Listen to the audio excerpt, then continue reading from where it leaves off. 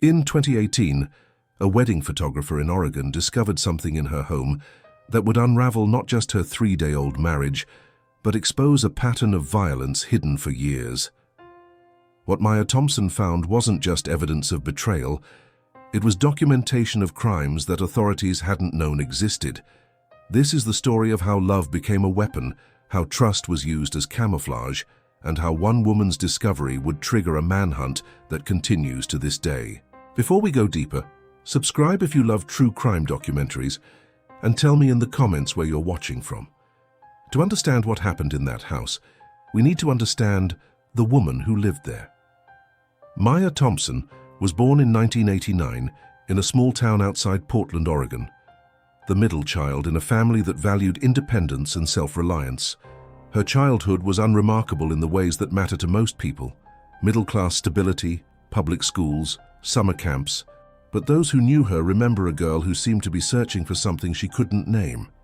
Friends from high school described her as observant, the kind of person who noticed when someone was sitting alone at lunch or when a classmate was having a bad day.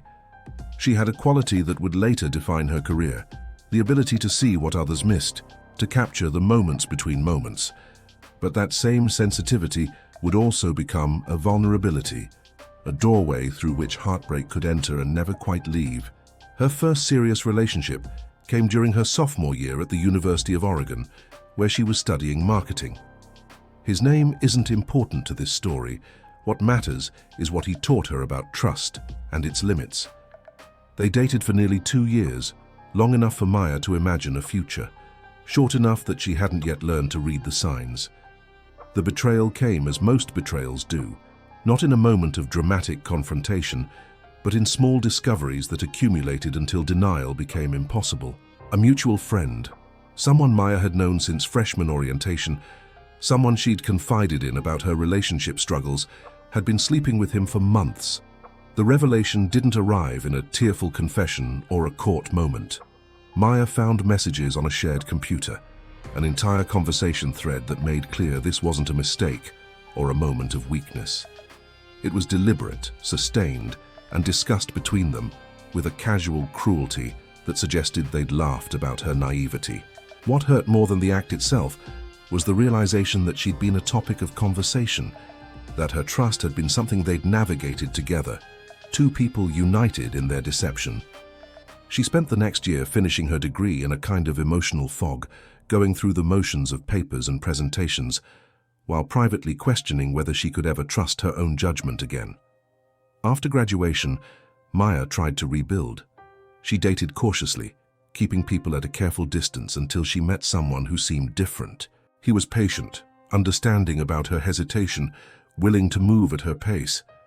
They spent months building what felt like a foundation, long conversations about their childhoods and their hopes, quiet nights cooking dinner instead of going to crowded bars, the kind of intimacy that comes from revealing your interior life to another person. When they finally became intimate, Maya felt she'd crossed a threshold she'd been afraid to approach. She allowed herself to imagine that this was the beginning of something lasting, that her earlier heartbreak had been a necessary lesson leading her to this person. He left the next morning and never contacted her again. No explanation, no gradual fade, just complete absence. She called twice, sent a single text asking if he was all right, then stopped. She understood what his silence meant. What she couldn't understand was why. If the connection had meant so little to him, he'd invested so much time in creating the illusion that it mattered. That question would stay with her for years, coloring every new interaction with suspicion. She began to see herself as someone fundamentally unlovable, someone whose affection had no value beyond the moment of its receipt. The corporate world offered a different kind of disappointment. Maya spent 2 years at a mid-sized advertising agency in Portland, climbing from junior copywriter to account coordinator, earning praise for her attention to detail and her ability to anticipate client needs. But the work felt hollow. She was selling products she didn't believe in to people who didn't need them, crafting messages designed to manufacture desire where none existed. The ethical discomfort was constant but manageable. What became unbearable was the emptiness of it, the sense that she was spending the best hours of her best years on work that would vanish the moment it served its commercial purpose. During this period, she'd started taking photography classes on weekends, initially just as a creative outlet, something to balance the sterile precision of corporate messaging. She found she had an eye for it, particularly for capturing people in unguarded moments when their public faces relaxed into something more genuine. Her instructor, a veteran photojournalist who'd spent decades documenting human rights abuses in Central America, told her something that stayed with her. He said the camera doesn't lie, but it doesn't tell the truth either. It only shows what's there. And the photographer's job is to be there for the moment when the truth is visible. Maya thought about that constantly. She wondered if she'd ever been there for the right moments in her own life, or if she'd been looking in the wrong direction when the truth was showing itself. In early 2016, after a particularly exhausting quarter in which she'd helped launch a campaign for a dietary supplement with questionable health claims, Maya gave her notice. She had some savings, enough for 6 months if she was careful, and she had a plan that was more hope than strategy. She would become a wedding photographer. The decision seemed impractical to her parents, who'd watched her earn a solid salary with benefits, and risky to her friends who knew how competitive the field was. But Maya had realized something during those weekend photography classes. When she was behind a camera, focused on framing a shot and waiting for the right light, she wasn't thinking about her loneliness or her past disappointments. She was present in a way she almost never was otherwise. She was seeing instead of remembering. The first year was difficult. She worked as a second shooter for established photographers, learning the technical and social skills the job required, how to manage the chaos of a wedding day, how to anticipate key moments, how to make nervous subjects comfortable. She wasn't making much money, but she was building a portfolio. By 2017, she was booking her own weddings, and by early 2018, she had more work than she could handle alone. But success in her career didn't fill the gap in her personal life. If anything, it made the contrast sharper. She spent her weekends documenting other people's joy, their public declarations of love and commitment, their families gathered to witness the beginning of their shared life. Then she'd drive home to her apartment, unload her equipment, upload the images, and eat dinner alone in front of her laptop as she began the editing process. She had friends, people she'd known for years, but they were increasingly absorbed in their own marriages and children. Invitations to dinner parties came with the unspoken understanding that she'd be the single friend, the one people tried to set up with a co-worker or a cousin, the one who left early because she had a shoot the next morning. She didn't resent them for having what she wanted. She resented the universe for making her want it so badly. Sometimes late at night, after finishing an edit of a particularly beautiful wedding, she'd wonder if she'd built walls so high that no one could climb them, or if she'd simply had the bad luck to meet the wrong people at the wrong times. She didn't know which possibility frightened her more. What Maya didn't know, what she couldn't have known, was that the answer to her loneliness was already making its way toward her. But it wouldn't arrive as rescue or salvation.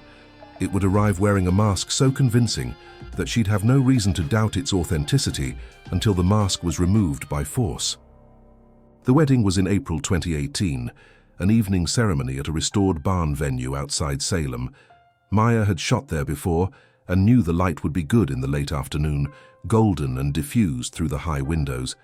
She was moving through the reception with her camera, capturing candid moments when she backed into someone while adjusting her settings. She felt the impact, heard the small sound of liquid splashing, and turned to find a man in a dark suit looking down at his sleeve, where her wine had left a small stain.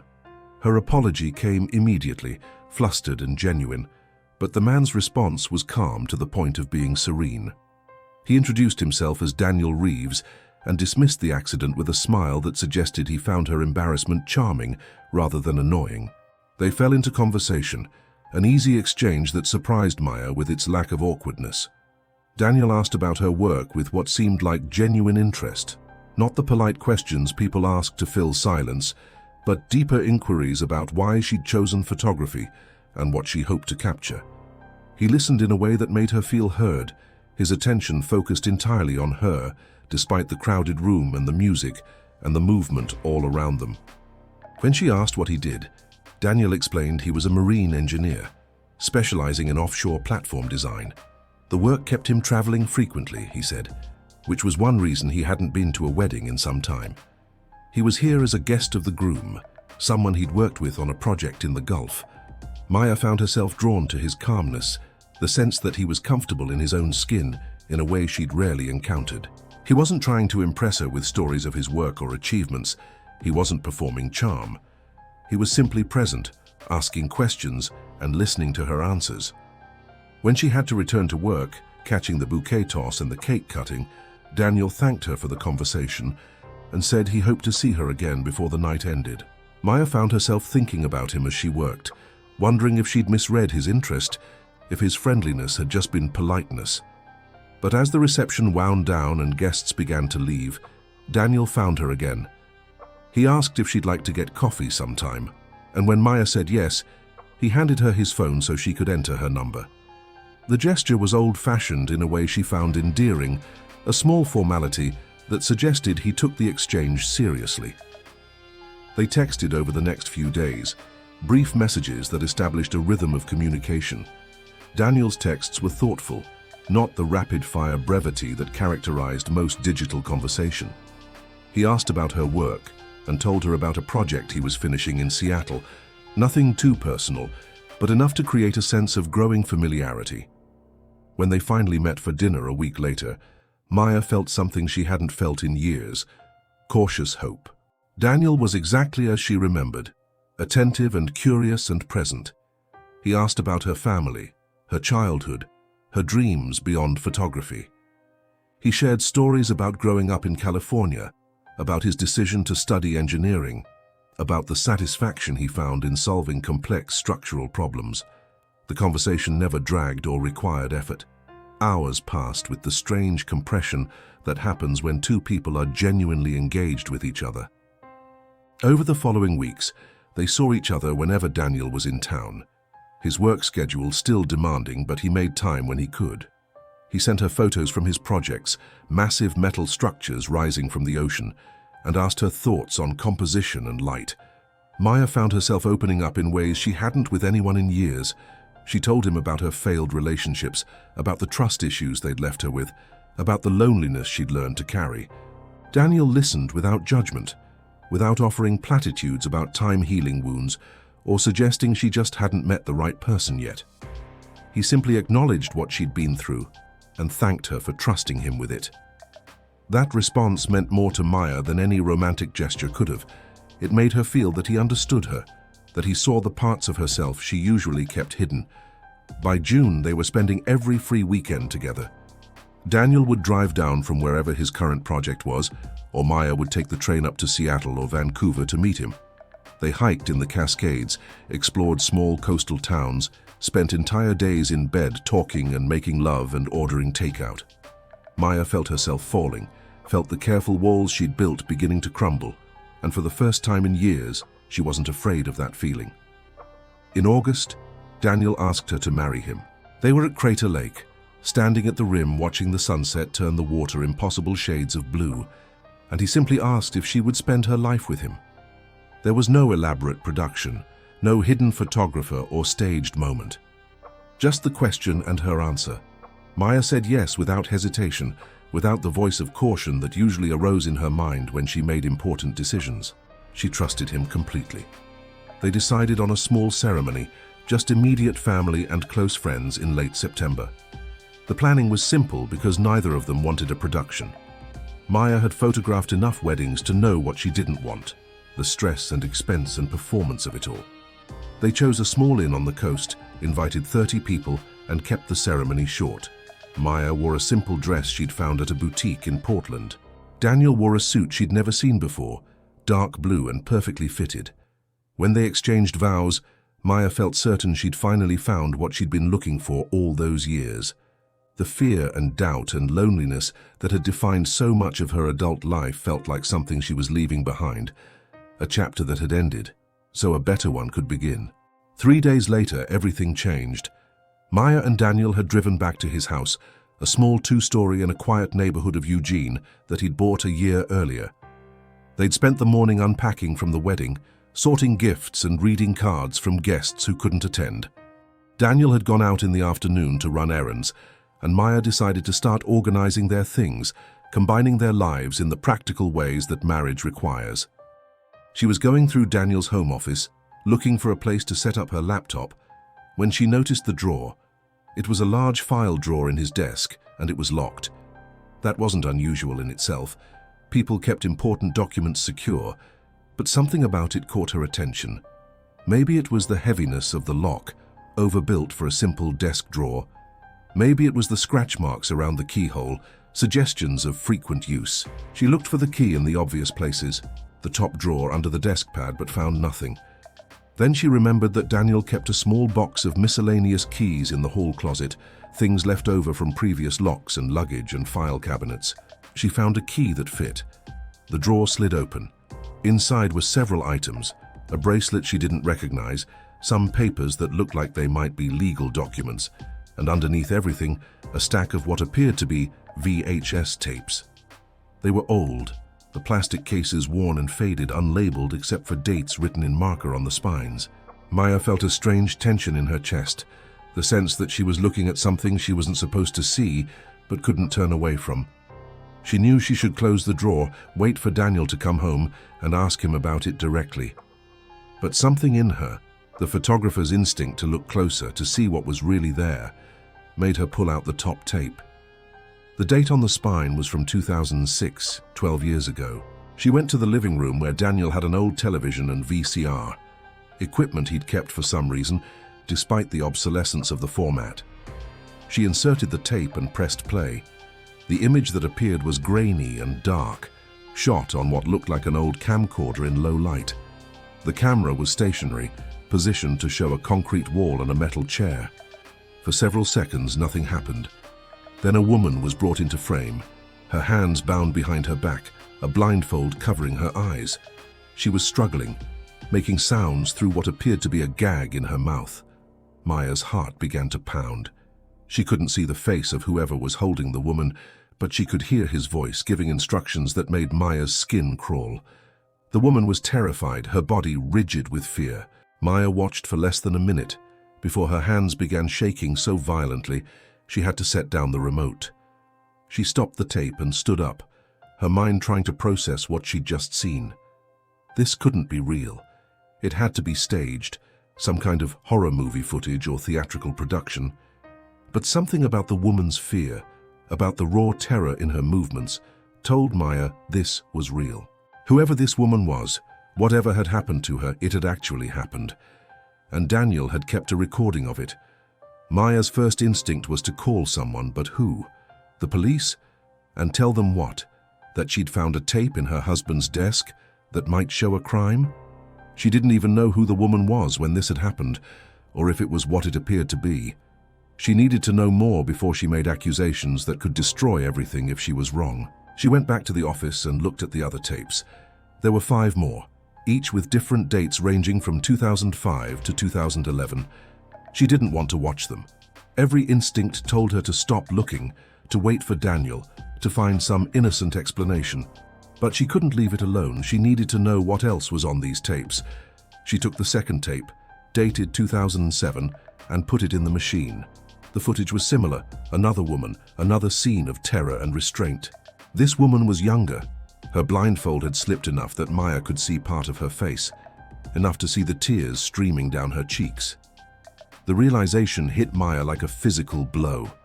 These weren't random videos Daniel had acquired. These were documentations of things he had done.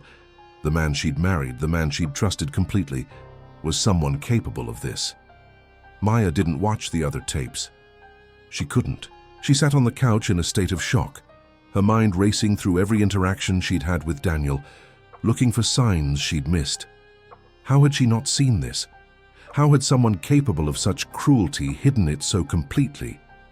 She thought about the way he'd listened to her stories of past heartbreak, the way he'd been so patient and understanding. Had all of it been performance? Had he been studying her, learning her vulnerabilities so he could exploit them? She thought about their wedding 3 days ago, standing in front of their families making promises to each other. Had he meant any of it? Or was she just another woman he was documenting, another victim in whatever sick pattern this represented? She didn't know how long she sat there before she heard Daniel's car in the driveway. She heard the front door open, heard him call her name. Maya's body went cold. She looked at the VCR, at the tape still inside it, at the drawer she'd left open in the office. There was no way to hide what she'd discovered. She heard his footsteps coming toward the living room, and every muscle in her body tensed. She had no plan, no idea what to do next. All she knew was that the man walking toward her wasn't who she thought he was, and she had no idea what he was capable of doing to someone who knew his secrets. Daniel appeared in the doorway holding grocery bags, his expression neutral and pleasant. He saw Maya's face, and his smile faltered. He set down the bags and asked what was wrong.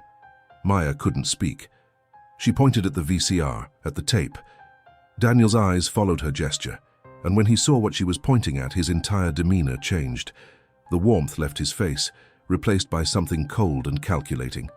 He didn't ask her what she'd seen or try to explain. He simply stood there looking at her. And in that silence, Maya understood that everything between them had been a lie. The man she'd married didn't exist. What stood in front of her was someone else entirely, someone whose mask had finally slipped. Daniel took a step toward her, and Maya flinched, her body reacting before her mind could process the movement. That seemed to amuse him. He asked if she was afraid of him now, his tone almost curious. Maya forced herself to stand, to put distance between them. She told him she was leaving, that she was going to the police. Daniel's response was calm, almost gentle. He told her she should think carefully about that decision. He reminded her that they were married now, that anything she said about him would reflect on her too. People would ask what kind of woman marries a man like that. They'd ask what she'd known and when she'd known it. Maya realized with horror that he was right. She'd married him 3 days ago. She'd lived with him, been intimate with him, introduced him to her family as the man she loved. If she went to the police now with these tapes, the first question they'd ask would be about her own involvement. Daniel seemed to read her thoughts because he smiled. That same warm smile she'd fallen in love with, now revealed as the manipulation it had always been. He told her she was free to leave if she wanted, but that she should understand the consequences. Maya didn't answer. She grabbed her phone and her keys and walked out of the house, moving fast but not running, afraid that showing more fear would trigger something in him. She got in her car and drove, not knowing where she was going, just putting distance between herself and that house. She drove for 20 minutes before she had to pull over because her hands were shaking too hard to hold the wheel. She sat in a parking lot and tried to think. She couldn't go to the police, not yet. She needed evidence, something more than just the tapes. She needed to know who these women were, if they were still alive, if anyone had reported them missing. She needed to know who she'd actually married. She called her sister Rebecca, who lived in Portland. She told her something had happened, that she needed a place to stay immediately and couldn't explain over the phone. Rebecca asked if she was safe, if Daniel had hurt her. Maya said no, not physically, but she needed to get away from him. Rebecca told her to come straight there, that she'd have the guest room ready. Maya drove to Portland in a fog, her mind replaying every interaction with Daniel, looking for cracks in the facade. She thought about the bracelet in the drawer, delicate and feminine. Whose was it? She thought about the women in the tapes, their faces hidden, their identities erased. Were they still alive? Had he killed them after recording them? The questions circled in her mind, without answers. When she arrived at Rebecca's apartment, her sister took one look at her face and pulled her inside. Maya told her everything, about the locked drawer, about the tapes, about Daniel's reaction when he found her. Rebecca listened without interrupting, and when Maya finished, she said they needed to call the police immediately. But Maya hesitated. She told Rebecca what Daniel had said, about how it would look, about the questions people would ask. Rebecca understood, but she insisted they at least talk to a lawyer, someone who could advise them on how to handle this properly. The next morning, they met with Rebecca's friend who practiced criminal defense. The lawyer listened to Maya's story and told her that while the situation was complicated, she'd done the right thing by leaving and not confronting Daniel further. He advised her to make a formal report to the police, emphasizing that she'd discovered the materials without Daniel's knowledge and left immediately upon realizing what they contained. He explained that her cooperation with authorities would demonstrate she had no involvement in whatever crimes the tapes documented. The lawyer also warned her that once she made a report, Her life would become very public very quickly. The media would be interested, especially given the nature of the crimes and the fact that she'd just married the perpetrator. Maya needed to be prepared for scrutiny and suspicion. Maya spent 2 days thinking about it before she made her decision. She couldn't live with herself if she stayed silent, if those women had families who were still looking for them, if Daniel was planning to hurt someone else. On the 3rd day after leaving the house, Maya went to the Eugene Police Department and made a formal statement. The detective who took her statement was a woman in her 40s named Sarah Chen, who'd worked sex crimes for over a decade. She listened to Maya's account without showing reaction, taking detailed notes. When Maya mentioned the tapes, Detective Chen asked if she'd brought them. Maya explained that she'd left in a hurry and only watched portions of 2 videos, but that there were 6 tapes total in the drawer. Detective Chen told her they would need to retrieve the tapes and that Maya should not return to the house under any circumstances. They would execute a search warrant. Maya gave them the address and a description of where the drawer was located. Detective Chen asked if Daniel knew Maya had contacted police. Maya said she didn't think so, that she hadn't spoken to him since leaving. The detective nodded and said that was good, that the element of surprise would be important. She asked Maya to stay reachable and warned her not to discuss the case with anyone outside her immediate family and legal counsel. The investigation would need to remain confidential while they worked. That afternoon, a team from the Eugene Police Department arrived at Daniel's house with a search warrant. Daniel wasn't home. The officers secured the location and began a systematic search of the property. They found the locked drawer exactly where Maya had described it, and inside they found the 6 tapes she'd mentioned. They also found the bracelet, several photographs of women Maya didn't recognize, and a laptop computer. Everything was collected as evidence and taken to the department for analysis. The tapes were immediately prioritized. A forensic video analyst worked through the night, digitizing the footage and enhancing the image quality where possible. What they found was worse than Maya had described. The 6 tapes contained hours of footage showing multiple women in various states of distress, bound and blindfolded, being subjected to physical and psychological torture. The dates on the tapes ranged from 2005 to 2011, suggesting a pattern that had lasted at least 6 years. The forensic team tried to identify the women from the footage, but the deliberate obscuring of their faces made it difficult. What they could determine was that the location appeared consistent across all videos, suggesting they'd been filmed in the same place, likely a basement or storage area based on the concrete walls and minimal furnishing. The laptop yielded more information. Daniel had been meticulous about digital security, using encryption and password protection, but the forensic team was able to access some files. What they found included detailed notes about different women, observations about their behaviors and routines, information about where they lived and worked. The notes read like hunting logs, tracking patterns and identifying vulnerabilities. There were also folders containing photographs, surveillance-style images of women going about their daily lives, unaware they were being watched. Some of the women in the photographs matched the physical descriptions of victims in the tapes, but without seeing their faces clearly in the videos, positive identification remained difficult. The laptop also contained research into methods of restraint, torture techniques, and disposal of evidence, all of it clinical and methodical. Whoever Daniel Reeves was, he'd approached his crimes with the same systematic precision he presumably applied to his engineering work.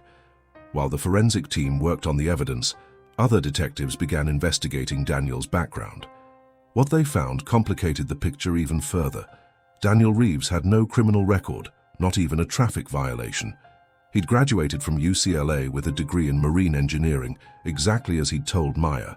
He'd worked for several reputable firms over the past 15 years, and colleagues described him as professional, competent, and reliable. He paid his taxes, maintained good credit, and had no history of complaints or conflicts.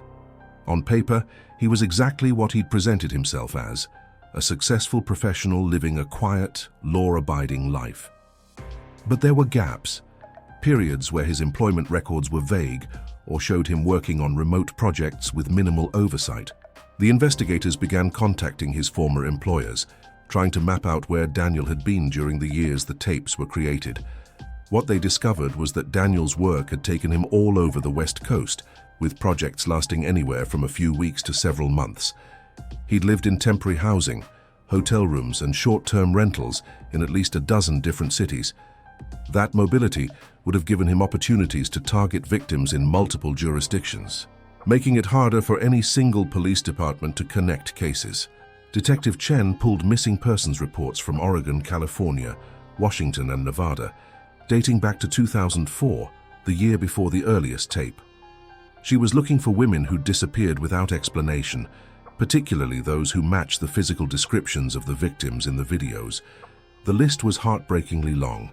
Hundreds of women had vanished during that time frame, most in circumstances that suggested voluntary departure or tragic accidents. But some cases stood out. In 2006, a woman named Emily Martinez had disappeared from her apartment in Sacramento. She was 28, worked as a paralegal, and had no history of mental illness or substance abuse.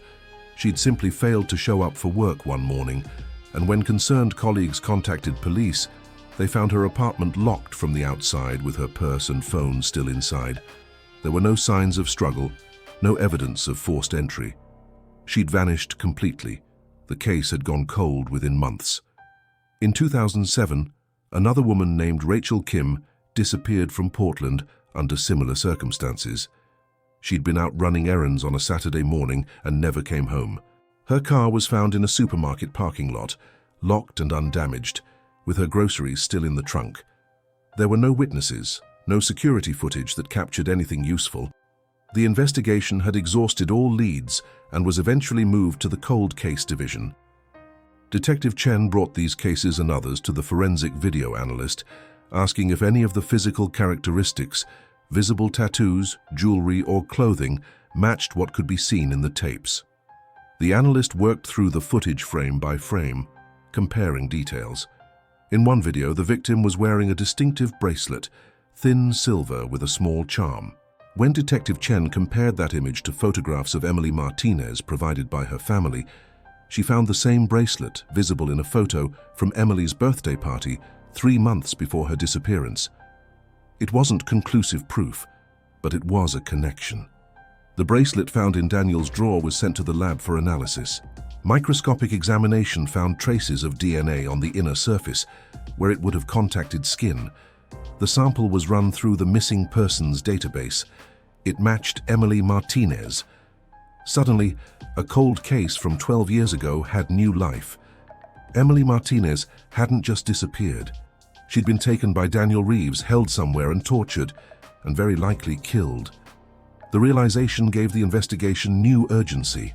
If Emily was dead, and if the other women in the tapes were also victims, they were looking at a serial offender who'd been active for years without detection. Detective Chen contacted Daniel's cell phone provider and obtained records going back as far as they were available. She mapped his location history against the dates of known disappearances. The patterns were damning. In August 2006, the month Emily Martinez vanished, Daniel's phone showed him in Sacramento for 3 weeks on what his employment records indicated was a project consultation. In November 2007, when Rachel Kim disappeared, he'd been in Portland for a conference. Over and over, the analysis showed Daniel in the right places at the right times for these women to have become his victims. But location data alone wasn't enough for charges. They needed Daniel himself, and when detectives went to arrest him, they found his house empty. He'd cleared out, taking his essential belongings and leaving behind only furniture and items that couldn't be easily transported. His car was gone, his work computer was missing, and he'd withdrawn several $1,000s from his bank account the day after Maya left. He'd known she would go to the police. He'd known they would come looking, and he'd planned his disappearance accordingly. A warrant was issued for Daniel's arrest on multiple charges, including kidnapping, aggravated assault, and suspicion of murder pending positive identification of the victims in the videos. The FBI became involved, given the interstate nature of the crimes and the possibility that Daniel had fled across state lines. His photo was distributed to law enforcement agencies across the country, along with information about his vehicle, a silver Honda Accord registered in his name. Media coverage began almost immediately. Local news stations in Eugene picked up the story first, reporting on the wedding photographer who'd discovered her new husband was wanted in connection with multiple disappearances. Within 24 hours, the story had gone national. Cable news networks ran segments on the case, describing it as a real-life nightmare, a seemingly perfect marriage that had revealed something horrific. Maya's name was initially withheld, but in the age of social media, anonymity was impossible. Within days, her identity was public knowledge, and with it came a deluge of attention she was completely unprepared for. The public response was split in ways that made Maya's situation even more difficult. Many people expressed sympathy for her, seeing her as an innocent victim who'd done the right thing by going to authorities. But others were suspicious, questioning how she could have married someone without seeing signs of his true nature. Online forums dedicated to true crime filled with speculation about whether Maya had known more than she was admitting, whether she'd been complicit in Daniel's crimes, whether her story about just discovering the tapes was even true. The harshest critics suggested she'd participated in the abuse and was only coming forward now to save herself. These accusations were baseless, unsupported by any evidence, but they spread quickly and widely. Maya found herself the subject of conspiracy theories and amateur investigations by people who'd never met her, but felt qualified to judge her character based on fragments of information. The scrutiny affected every aspect of her life. Her social media accounts, which she'd maintained professionally to promote her photography business, were flooded with messages. Some were supportive, but many were hostile, accusing her of lying, of being a monster, of deserving whatever happened to her. News vans parked outside Rebecca's apartment building, hoping to catch footage of Maya for their broadcasts. Reporters called her phone constantly, leaving voicemails requesting interviews and offering payment for exclusive stories. Maya stopped leaving the apartment. She stopped checking her email and social media. She couldn't work, couldn't think, couldn't function under the weight of so much attention and judgment. Her photography business, which she'd spent years building, collapsed. Clients cancelled bookings, citing the media attention and their discomfort being associated with the case. Wedding venues told her she was no longer welcome to work their properties because her presence would be disruptive. Overnight, Maya lost her livelihood along with everything else. Detective Chen tried to shield Maya from the worst of it, but there was only so much she could do. The investigation needed Maya's cooperation, which meant regular interviews and statements as new information emerged. Each time Maya had to recount what she'd found in Daniel's house, she relived the trauma of discovery. Each time detectives showed her photographs from Daniel's computer, asking if she recognized any of the women or locations, she had to confront the reality that she'd shared a life with someone capable of such calculated cruelty. The psychological toll was immense. Maya started having panic attacks, sudden episodes where her heart would race and her breathing would become shallow and she'd feel like she was suffocating. She couldn't sleep more than a few hours at a time, and when she did sleep, she dreamed about the women in the tapes, about their faces, about their terror. She felt guilty for not having seen what Daniel was, guilty for not having protected these women somehow, even though rationally she knew there was nothing she could have done. The guilt consumed her anyway. Rebecca tried to help, but she had her own job and responsibilities and couldn't provide the kind of constant support Maya needed. She suggested therapy, and Maya agreed to see a counselor who specialized in trauma. The sessions helped, giving Maya a space to process what had happened without judgment or suspicion, but they couldn't change the external circumstances of her life. She was still a woman whose face was known nationally, still someone who'd married a suspected serial predator, still someone many people believed was hiding the truth. The therapist explained that Maya was experiencing a kind of double trauma, first from Daniel's betrayal and the discovery of his crimes, second from the public response and loss of her normal life. Recovery from that combination would take years, and there were no guarantees she'd ever fully heal. Maya understood this intellectually, but couldn't accept it emotionally. She wanted her old life back, the quiet existence before Daniel, before the tapes, before her name became associated with horror. By late October, 6 weeks after Maya had gone to police, the investigation had made significant progress in identifying Daniel's victims, but very little progress in locating Daniel himself. Emily Martinez had been positively identified through DNA evidence. Rachel Kim's family had provided dental records that forensic analysts were comparing to details visible in one of the videos. 3 other women from the tapes remained unidentified, but investigators believed they were likely among the dozens of missing persons cases from that time period. None of the women had been found alive. The working theory, based on the evidence and the passage of time, was that Daniel had killed them after filming their torture. Where he'd disposed of their remains was unknown. Searches of properties associated with Daniel's past residences had yielded nothing. He'd been too careful, too methodical in covering his tracks. The realization that these women were almost certainly dead, that they'd suffered and died while Daniel went on living his normal professional life, made the need to find him even more urgent. The FBI's Fugitive Task Force was leading the manhunt, coordinating with local agencies across the western United States. Daniel's photo was broadcast regularly on news programs, and tips came in daily from people who thought they'd seen him. Each lead was investigated, but so far none had produced results. Daniel had vanished as completely as his victims once had. The task force believed he'd changed his appearance, possibly his identity, and was living somewhere under the radar, maybe working for cash in a remote area where people didn't ask too many questions. Financial records showed no activity on his accounts since the initial large withdrawal. His cell phone had been turned off and likely destroyed. He wasn't using credit cards or accessing any digital services that could be traced. He'd gone completely dark, and every day that passed made the chances of finding him before he disappeared permanently a little bit smaller. The frustration was evident in Detective Chen's voice when she updated Maya on the investigation. They were doing everything right, following every protocol, but Daniel had planned for this possibility and he was staying ahead of them. In November, something unexpected happened. Maya received a package at Rebecca's address, sent via general delivery to a nearby post office. There was no return address, just her name on a plain brown envelope. When she opened it, she found a USB drive with a note written in handwriting she immediately recognized as Daniel's. The note said only, "You wanted to know who I am, now you do. How you..." Maya's hands shook as she held the drive. She called Detective Chen immediately, and within an hour a forensic specialist was at the apartment to examine it. The drive was scanned for malware and viruses before anyone accessed its contents. When it was deemed safe to open, what they found was more footage, newer material that hadn't been on the VHS tapes.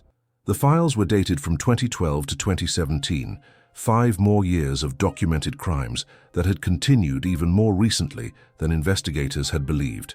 The footage showed the same pattern: women restrained and blindfolded, subjected to systematic torture. The video quality was better, shot on modern digital cameras, and the faces were still deliberately hidden. The implications were horrifying. Daniel hadn't stopped his activities in 2011. He'd simply updated his methods, moved from analog tape to digital files. He'd continued abducting and torturing women right up until recently, possibly even while he was dating Maya. The realization made her physically ill. She'd been sleeping next to a man who was actively committing these crimes, who might have been holding someone captive at the same time he was making her dinner or talking about their future together. The psychological impact of that knowledge was devastating. It meant everything, every moment of their relationship had been happening parallel to his real life, the life where he was a predator and a killer. Maya had been at best a cover story, at worst a new category of victim. Detective Chen tried to understand why Daniel would send Maya this material, what he hoped to accomplish. The profiler assigned to the case suggested it was about control and demonstration. Daniel wanted Maya to understand the scope of what he'd done, wanted her to carry the knowledge of these additional victims, wanted her to know that he'd been living this double life the entire time they were together. It was a form of psychological torture, inflicted from a distance now that he could no longer access her directly. The new footage was analyzed with the same intensity as the original tapes. Investigators cross-referenced the dates with missing persons reports and found potential matches for 3 of the victims. One woman, disappeared from Seattle in 2015, wore a very distinctive tattoo that was visible in a brief moment when her sleeve rode up during the struggle captured on film. Her family was contacted, shown the relevant frames, and confirmed the tattoo matched their missing daughter. Her name was Jennifer Chen, no relation to the detective, and she'd been 23 when she vanished after finishing her shift at a restaurant where she worked while attending community college. The discovery brought her family a horrible kind of closure. Confirmation that she was almost certainly dead, but also an end to years of not knowing what had happened to her. They thanked Maya for coming forward, for doing what she must have known would destroy her own life in order to help find their daughter. Maya couldn't accept their gratitude.